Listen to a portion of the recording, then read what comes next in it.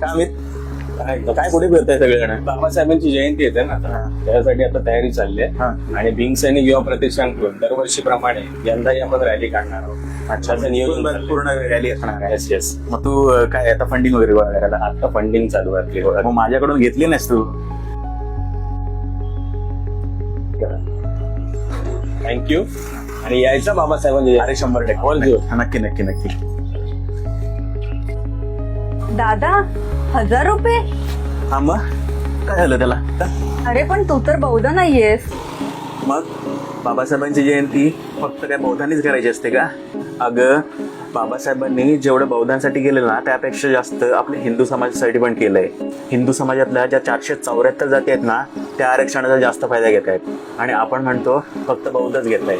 अगं बौद्ध समाजाने सोड, तुम्ही मुलींनी आणि ओबीसी समाजाने सगळ्यात पहिल्यांदा त्यांची जयंती साजरी केली पाहिजे. त्याचं कारण असं की ज्यावेळी ते मंत्रिमंडळामध्ये होते ना तेव्हा ओबीसी समाजाला आरक्षण मिळणार नव्हतं.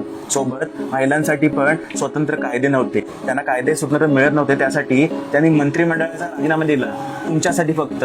तर तुम्ही जास्त साजरी केली पाहिजे. मग दादा मी पण रॅलीला येणार. अमित दा हे माझ्याकडून 2000 रुपये.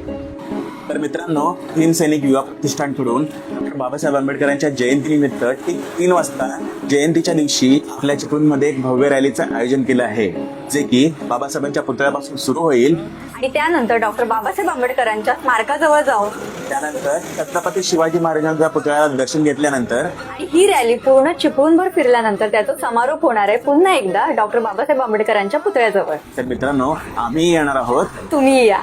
जय जय भीम.